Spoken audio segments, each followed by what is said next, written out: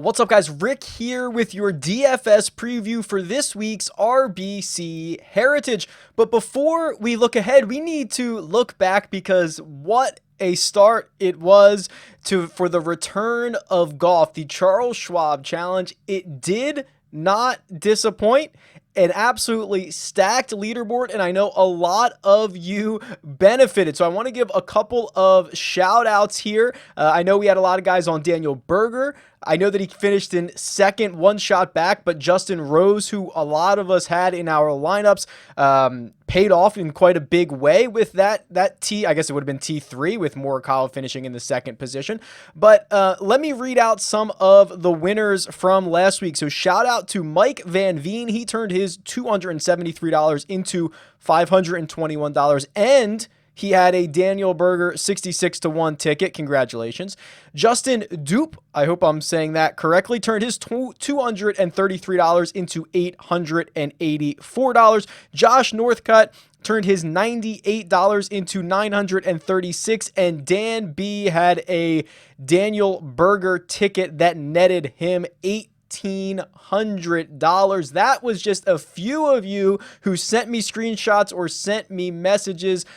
Great job to everyone. If you would like to use the tools that can help you win these amounts of money, that's available. It's RickRunGood.com. That's my site. It's where everything you're going to see in this video is located. I have a couple of winners to subscriptions from last week that we gave away in a draw. So BWill1013, I'll get in touch with you and get you a month subscription to RickRunGood.com. And also CBY4, I will also get in touch with you and get you set up for this week so you can enjoy the tools. If you would also like an opportunity to win a month subscription to RickRunGood.com, there are two ways to do it. First off, make sure you are subscribed to the YouTube channel. Also, hit that little bell button.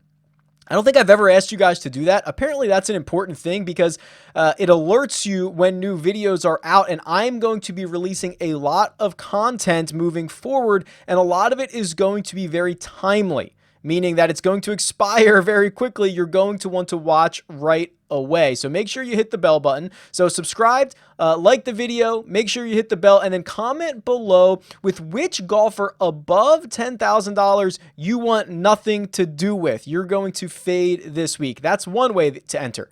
The other way to enter is to leave a rating and review on the podcast version of this show. This show in iTunes is called 300 Yards to Unknown. You can search that, or you can search for Rick Run Good. And of course, the link is in the description of this podcast and in this video. Leave a 5-star rating and review. Say something nice about the show and give me a way to get in touch with you. Preferably Twitter handle. That way I can let you know that you've won and get you access to the site. So two ways to get into the draw. We are winning a lot of money. We are having a lot of sweats on Sundays, and it's been a lot of fun. So again, congratulations to everyone.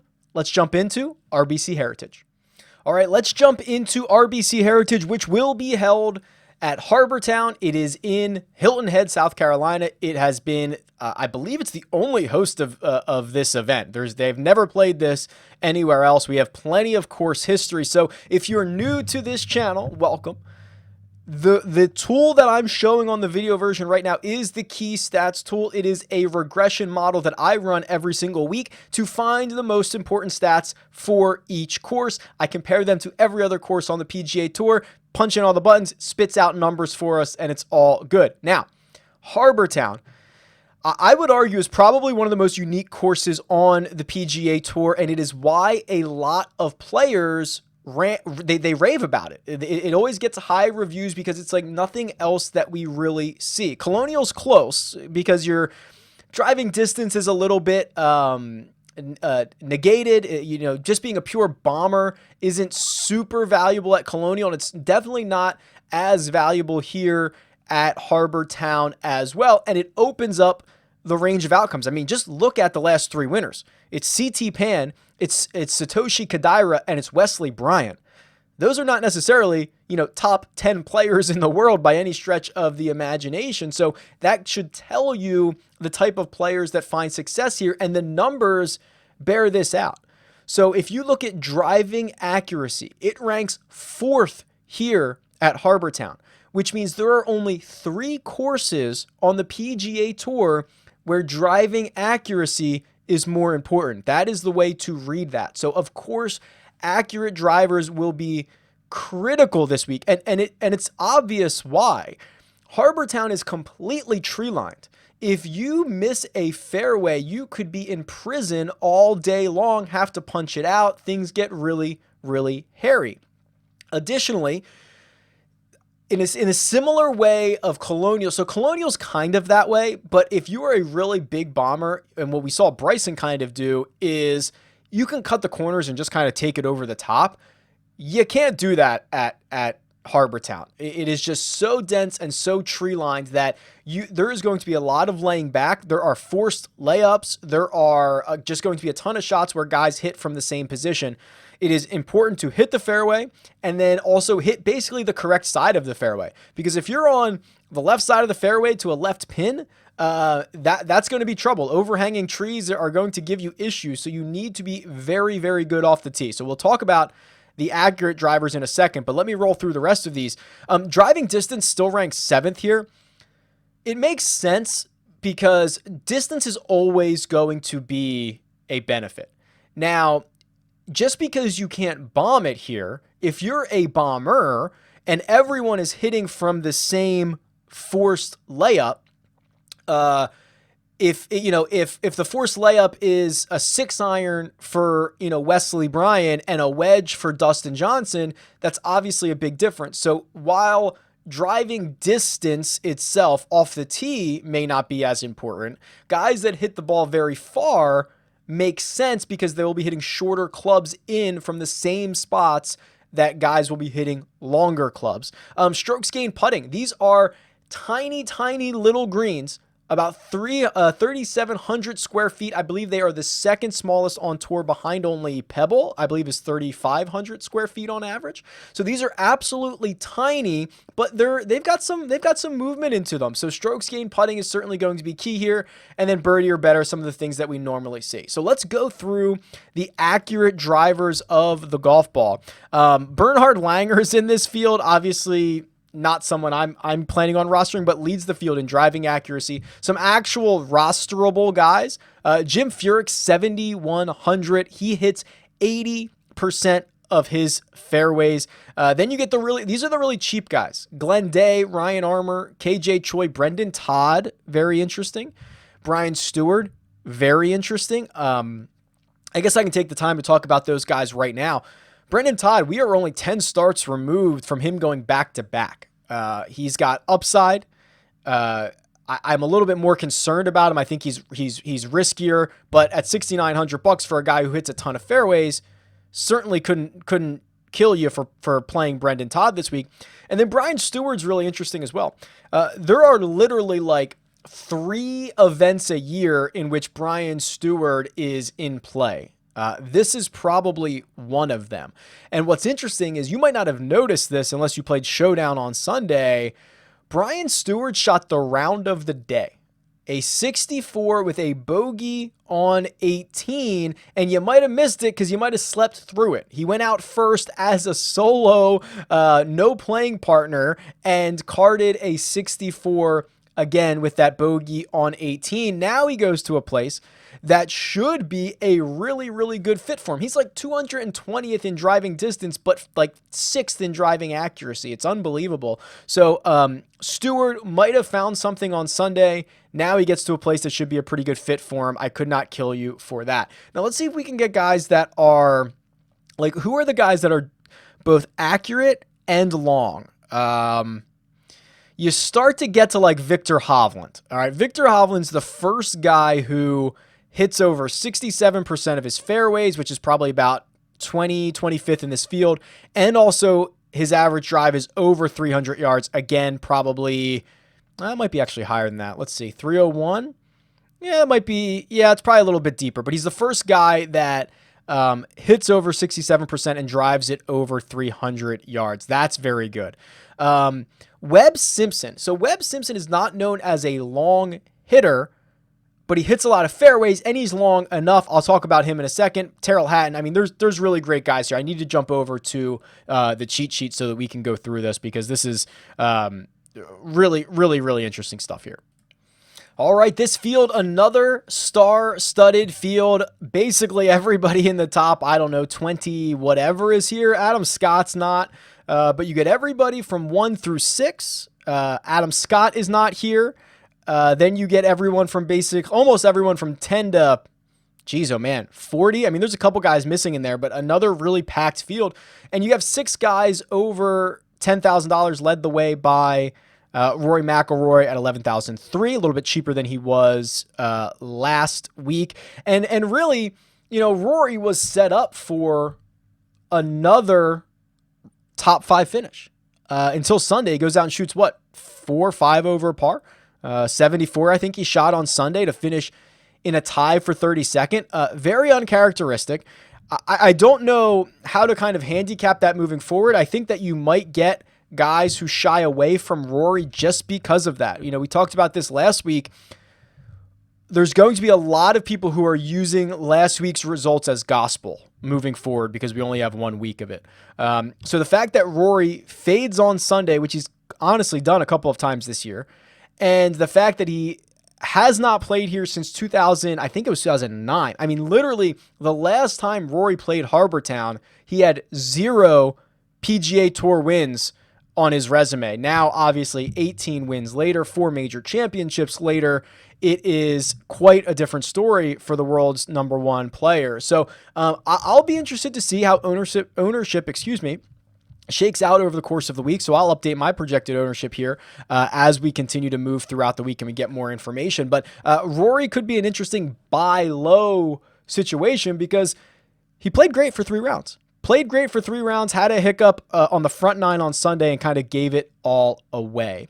Outside of that, I think you guys know where I stand very much on Bryson DeChambeau. I'm extremely high on him. I do have more concerns for this week, and this goes both ways. You know, Colonial and Harbortown are supposed to negate guys like Bryson. You're not supposed to be able to pick them apart like he did at Colonial. Let me show you this really quickly. This is the live leaderboard from last week, so it updates every 15 minutes throughout the golf tournament with strokes gained, fantasy points on DraftKings, position in the tournament.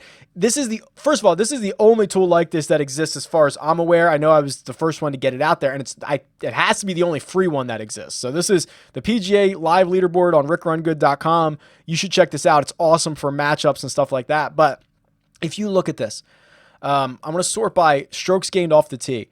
Bryson gained 7.3 strokes off the tee last week. The gap between him and Xander was second in that stat category, is like what, 2.4 strokes better? That's the same gap between Xander and basically Sung J M, who finished like 12th off the tee. So Bryson is literally lapping the field in this statistic. Now, I am not without concern because, again, you know, Harbortown should stop this. You shouldn't be able to do this, but I'm not sure. I mean, he's played well here. 3rd place in 2018, 4th in 2016. He did miss the cut the other 2 years, so mixed bag certainly for Bryson. I will probably, I don't know if this is correct or not, I will probably dial back a little bit of exposure on Bryson this week, and then moving forward, just like I'll be all in on Bryson every single week. I think we're going to get to some events where you can literally just open up the highway, let this Ferrari run, baby, and he can just hit it as far as he wants off the tee and see what happens. Moving down the list, I do think Rahm is interesting, kind of as a buy low. The guy misses the cut, kind of burns everybody. But if we look at Jon Rahm, let's see, gained 2 shots off the tee, gained a little less than a shot on approach, pretty good around the greens. This was 2 rounds, remember, because he missed the cut. Lost 4.17 putting. Let's go to the strokes gained database and see if I can find another Jon Rahm event where he lost 4 strokes putting. Here's 4.17. Well, he lost 5 at WGC FedEx St. Jude in 2018. It's been that long. And that was a 4-round event for him. The Players in 2018, again, that was 4 rounds, lost 6. So it looks like he's never had... Let me just make sure here. Yeah, I don't think... Yeah, that is going to be his worst ever 2-round event in putting. So I'm going to cut Jon Rahm a little bit of slack and say I think that he can rebound from that. He's not going to lose 4 strokes putting over 2 rounds again this week. Hideki Matsuyama making his debut. You know, the last time we saw Hideki, he was in the lead at the Players' Championship in the 1 round that they played before they shut it down. 56th at API, but he went 6th in WGC Mexico. He went 5th at Genesis. I mean, he was playing really well before the break. No idea what type of shape his game is in. J Rose here at 92. I think he'll probably be pretty popular this week. That's a good price for a guy who, I was going to say proved us wrong, proved us right. We were very high on Justin Rose last week. No worries there. But here's the guy. Webb Simpson, 9,000. Highest owned golfer on the slate last week, burned everyone by missing the cut. Colonial's not necessarily a great fit for him. There are a few, and I think I mentioned this here or somewhere, maybe on CBS Sports HQ. There are a few forced carries for Webb at Colonial that make it very, very difficult. Harbortown,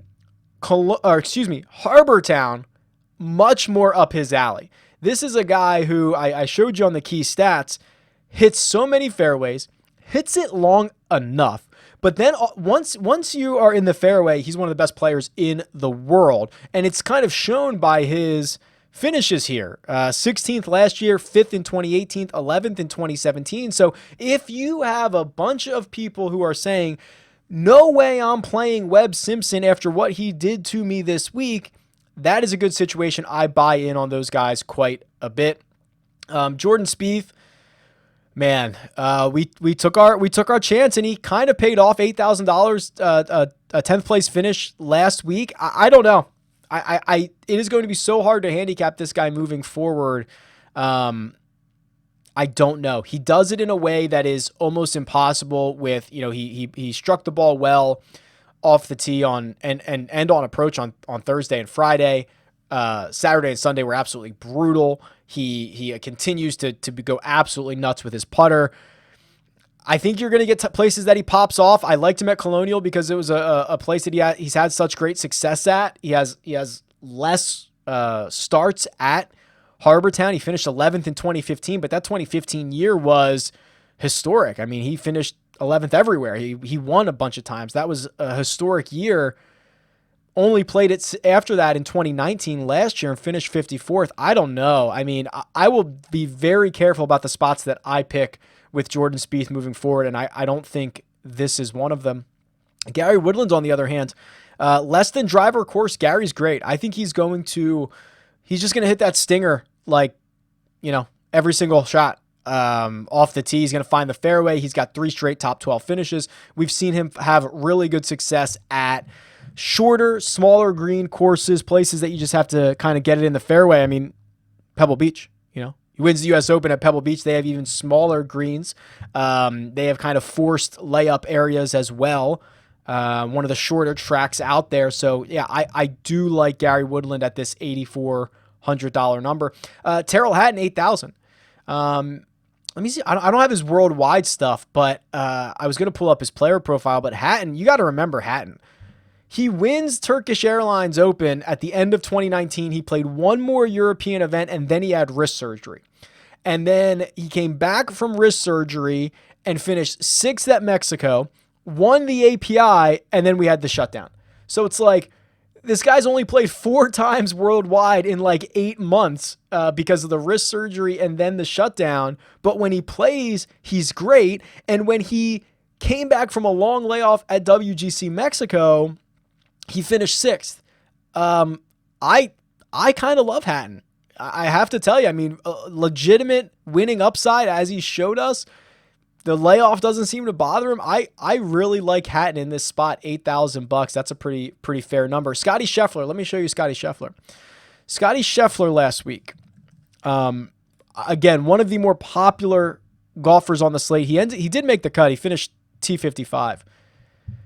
Plus 2.2 off the tee, plus 2.9 on approach. Lost over 3 around the green. Lost over 3 in putting. So if I go to his strokes gained database here, I doubt that we find a short game event that was this bad. Yeah, okay. So here it is. He lost 6, basically 6.5 strokes in short game at Charles Schwab. The only other events that were even close, I mean, he lost basically 5, a little less than 5 at Waste Management, but he missed the cut there. Shriners earlier in the year, lost about 5.2, lost over 6, almost 7 at Genesis last year, 2018, missed the cut there. So, I mean, this is the worst event he's ever had while playing 4 rounds. So, again, when a guy is striking the ball as well as Scotty Scheffler is, and is around the green game, which is usually, he's about an average player in short game, right? He's basically almost dead even over the course of his career. When he loses 3 around the greens, that's not going to happen often. Loses 3 putting, and he's not like a great putter, but he's not this bad. He usually loses, a quarter of a stroke around, something like that. I mean, it's nothing crazy. To lose 3 in both of those categories is almost certain not to happen again. Don't mind Scotty as kind of a bounce back candidate here.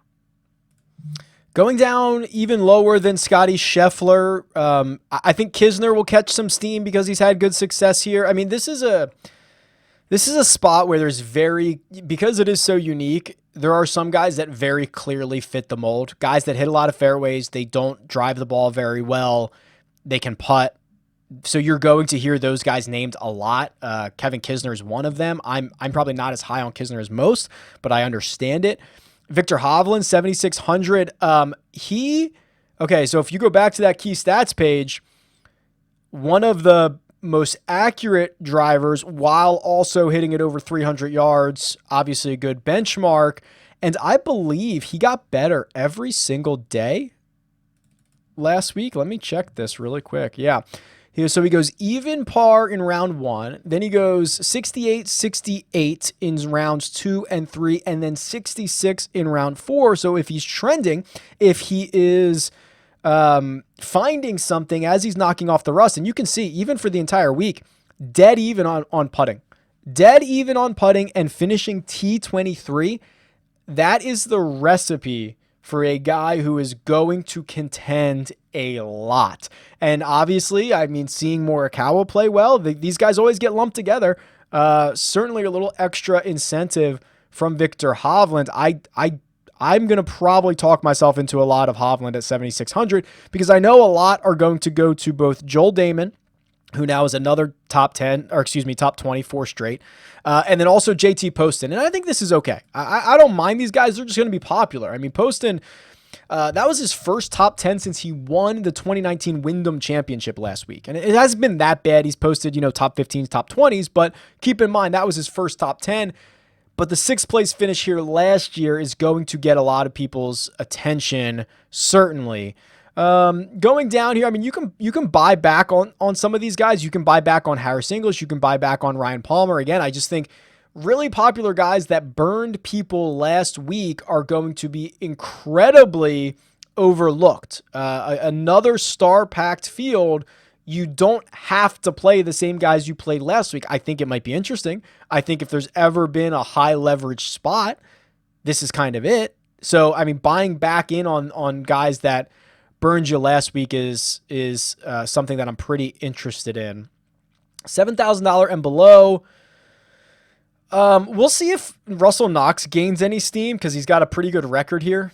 18th, 2nd, and 11th between 15 and 17. I'm more focused on the 5 straight missed cuts. Don't love that. I will probably avoid it. Harry Higgs, I think he's got 7 straight made cuts. He's made 10 of his last 11. He just always seems to be in kind of in contention, or at least around on the weekend when you get down here to the 60s.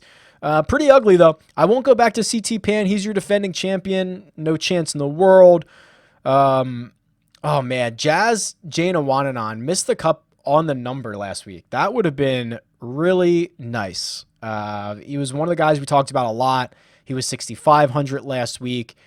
Just really needed him to make the cut. Unfortunately, did not. I still like Brian Stewart. Brian Stewart, 6,600. Talked about him on the key stats side.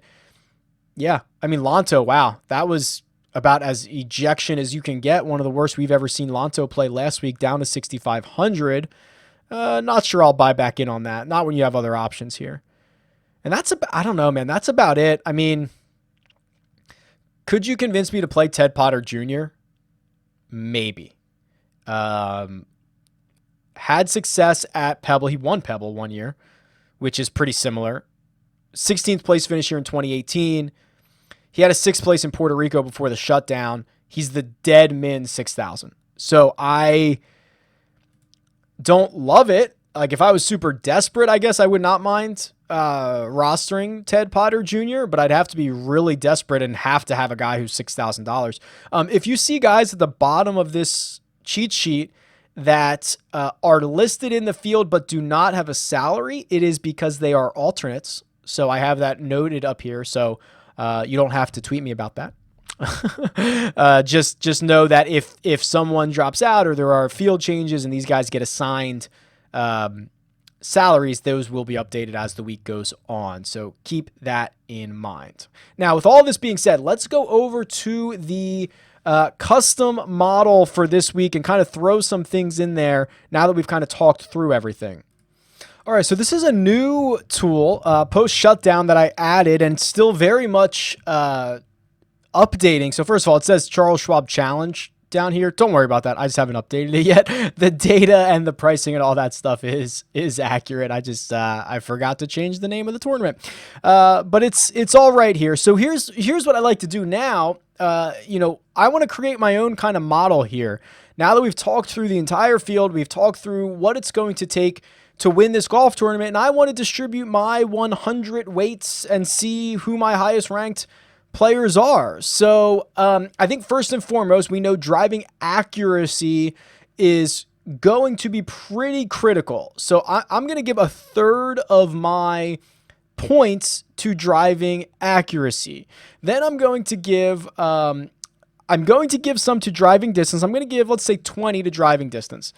And this is with the assumption that I know it's not about how far they're hitting it off the tee. I know that the distance part of it is basically where they're going. Like if everyone's hitting from the same spot, guys that are hitting wedges instead of 8 irons is going to be important, which is what I think is going to happen this week. Then I rarely do this, but I'll give a little bit to putter. So I did get a question about why do you give so few weights to putters? Putting's random. It's what we've seen time and time again. I've talked about this a lot. It is, especially over 1 round or 4 rounds, one of the most random stats that we have on the PGA Tour. It is twice as likely for a bad putter to jump up into the top 20 of an event as it is for a bad anything else, driver, iron player, or short game player, to jump up into the top 10 for a week. So it's just very, very random. So I don't usually want to put too much emphasis on it. Then what I'll do, it's a par 71, so I'll just give, maybe 8 to the par 4s because there's like 1 extra par 4 out here. And then I just love my tee to green guy, so I'm going to go my last 29 weights to tee to green. And I'm going to run this and see what comes out. Oh, wow. Okay, well, first of all, no surprise that Terrell Hatton is up here because he only has 8 rounds, so keep that in mind.